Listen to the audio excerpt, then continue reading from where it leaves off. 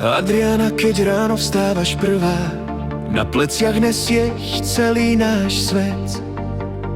Dávaš viac, než si kto kedy pýtal, a nikdy nepočítaš späť. Pre rodinu dýchaš, žiješ, horíš, aj keď sily dochádzajú ti. V tichu robíš zázraky každý deň, len aby sme boli šťastnými. Adriana, ty si láska v čistej forme, srdce, čo sa nikdy nevzdá. Ak sa svet rozpadne na 1000 kúskov, ty ho zložíš len úsmevom a nádejou zas. A keď padnem, ty ma zdvihneš znova. Si môj domov, môj pokoj, môj hlas. Miluješ more, keď slnko horí, keď vietor spieva slobodný tón. Na motorke cítiš, že žiješ naplno, že svet je veľký a ty si v ňom. Teplo ti svedčí v duši aj v tele, v horách kráčaš k ruinám snov.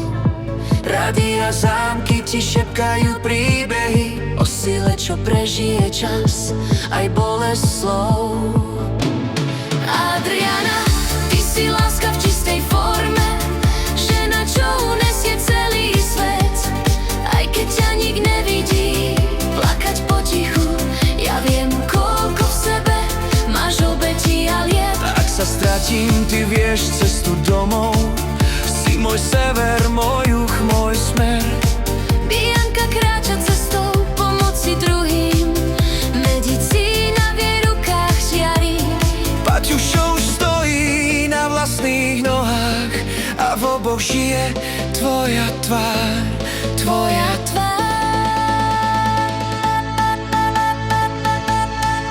To, čo si do nich vložila bez slov, lásku, silu a pravdu žiť. To sa nedá naučiť v knihách, to môže dať len mama, len ty. Adriana, ak by som mal jeden život, chcem ho s tebou prežiť celý. Aj keď bude ťažký, aj keď krásny, s tebou má každý deň zmysel a cieľ. Ak sa ma niekto spýta, čo je šťastie, poviem potichu, bez slov navyše. Je to žena, čo dáva všetko zo seba a volá sa